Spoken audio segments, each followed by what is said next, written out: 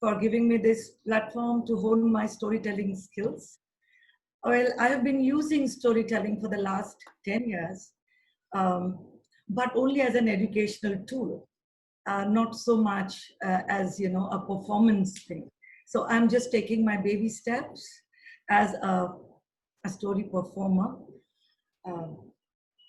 So Mahabharata seems to be the flavor of this month's storytelling, because my story is also from Mahabharata. And well, we've just, without knowing, we've chosen, stories from this epic Hindu poem.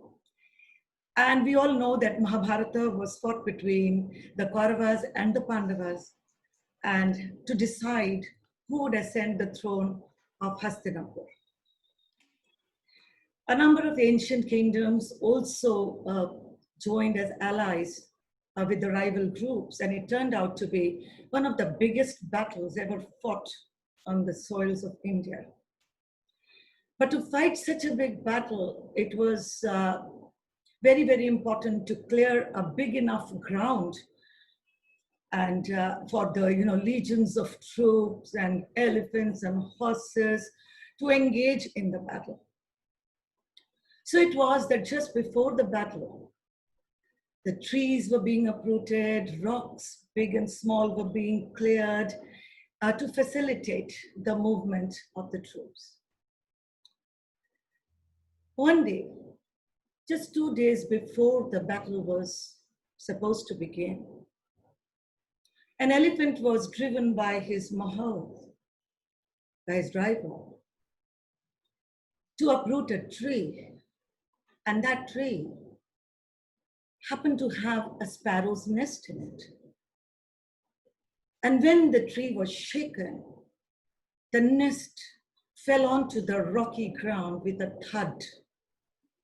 The sparrow, who was feeding the fledglings at that time, flew up into the sky with a squawk and immediately flew down to look into the nest to see if the fledglings were safe. They were safe. By some miracle, they were safe. She looked around with a thumping heart. She did not know what to do because her fledglings had not learned to fly as yet. Through the haze of the dust, she saw a chariot standing far, far away, a very, very far distance away. To her surprise, a very, very pleasant surprise, one of the two people who were in the chariot was Lord Krishna. She saw that Lord Krishna was in the chariot talking to Arjuna, one of the Pandavas. With one last look into her nest, she started flapping her tiny wings to cover the long distance between her nest and the chariot. She flew with all her might. She had to save her babies. Finally, when she reached the chariot, she sat at a place where she faced Lord Krishna. She bowed her head and she sat there with her wings folded in the presence of Lord Krishna. Her heart was thumping not only because of the long distance she had flown with her tiny little wings, but also because she was overcome with emotions. She was absolutely mesmerized to be in the Lord's presence. When she opened her eyes after a long time, she saw Lord Krishna looking directly into her eyes. He had been mindful of the presence of this little bird sitting there singing her praises to him.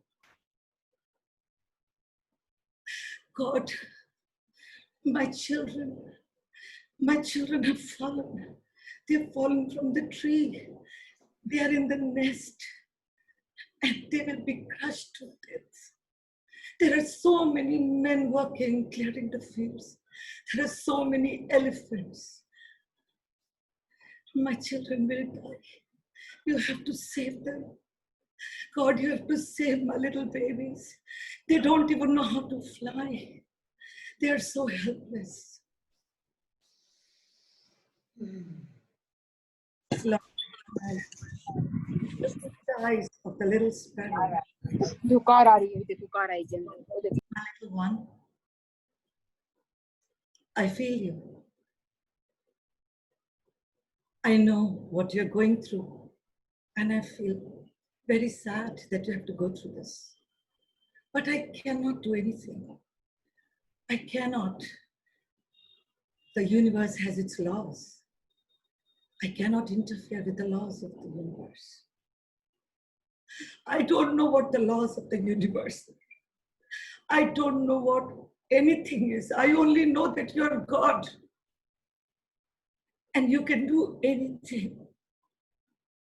I believe that you can do anything that even a leaf cannot flutter in the wind. If you don't want it, you have to save my babies. You have to save my babies.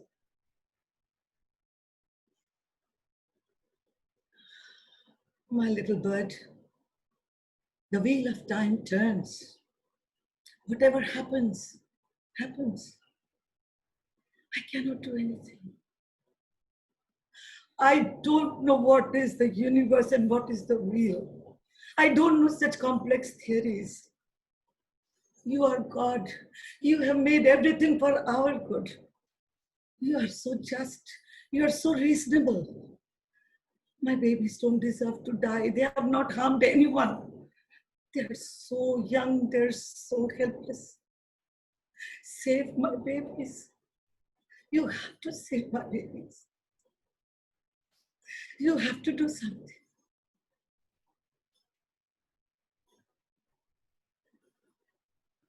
Lord Krishna looked into her eyes and said, go and collect food for 21 days. Yes, I will do whatever you tell me. In these 2 days, I will collect all the food that I need for my babies for 21 days.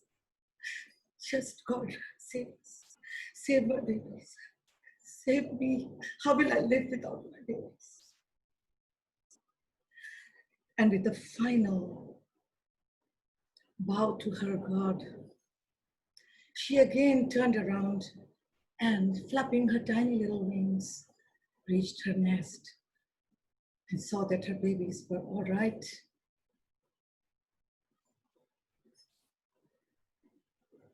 Soon it was the day when the battle was supposed to begin. The big armies, humongous armies on either side, were absolutely ready to engage in the battle. They were just waiting for the green signal. On the Pandava side, in the chariot, Arjuna and Krishna sat. The battle was just about to begin. Krishna stood up silently and reached out for Arjuna's bow. And he said, give me an arrow. Arrow? But Lord, you said that you will not engage in the battle.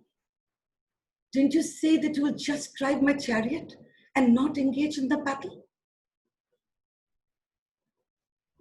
Lord Krishna reached out and took out one arrow from his quiver, took aim, and let the arrow fly.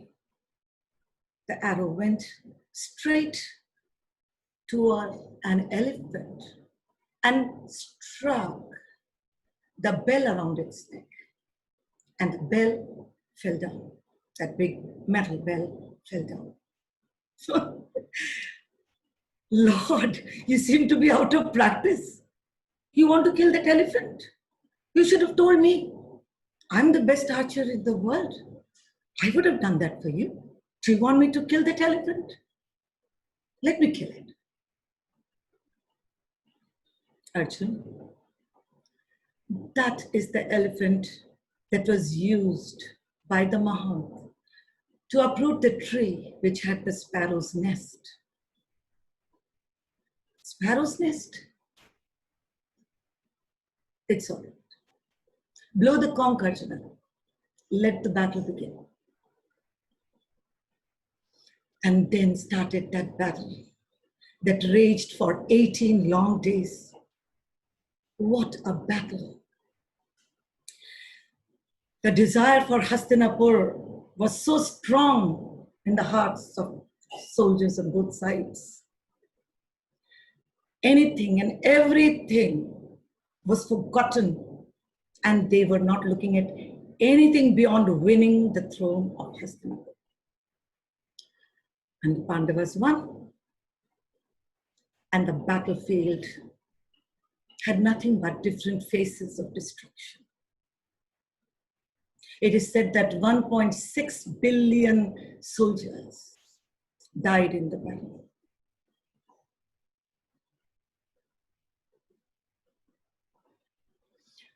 On the 19th day, Krishna asked Arjuna to walk along with him towards the battlefield. The battlefield was filled with mangled bodies of dead animal and human beings. They picked their way through it. Arjuna did not know why Krishna wanted to go walk through the jungle and look at all the destruction. Suddenly, Krishna saw a bell. He told Arjun, will you please pick up that bell and put it on one side? He looked up at God and said, a bell, a metal bell, a metal bell, for what reason? Is Lord Krishna wanting me to put this bell to one side? What could be the reason? Krishna said, Arjun, this is the bell that I wanted to fall on the ground. Do you remember? I'd hit that arrow. While the question still remained in his eyes and on his face, things started coming together in the mind of Arjuna. Okay, little bits and pieces from here, there, and everywhere. He almost knew what to expect when he sat down and tried to pick up the bell. He wasn't surprised when 5 sparrows, chirping and cheeping, flew out from under the bell. And they went right above Lord Krishna, started circling above his head and chirping out their praises to him. Arjuna could only stand there rooted to the ground, silently weeping, his heart overcome with emotions. When Lord Krishna had finally blessed the birds and sent them on their way, Arjuna fell down at the feet of Lord Krishna, and with his tears washing the lotus feet of God, said, God, you behave so much like a brother, a friend, most of the time, that I forget who you are. Forgive me for forgetting you are Lord Krishna. Only you could have done justice to both the sparrows and the elephant, just with one arrow. Thank you.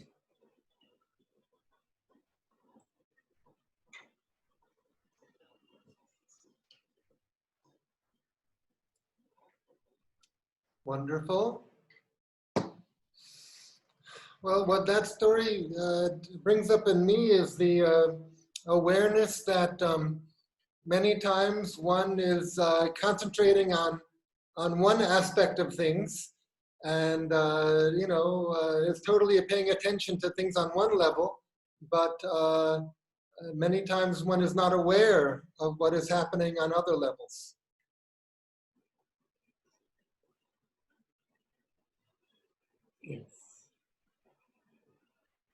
I think faith is one thing that we all need, especially during these times. We do what best we can do, but then faith also carries us forward, holds us together.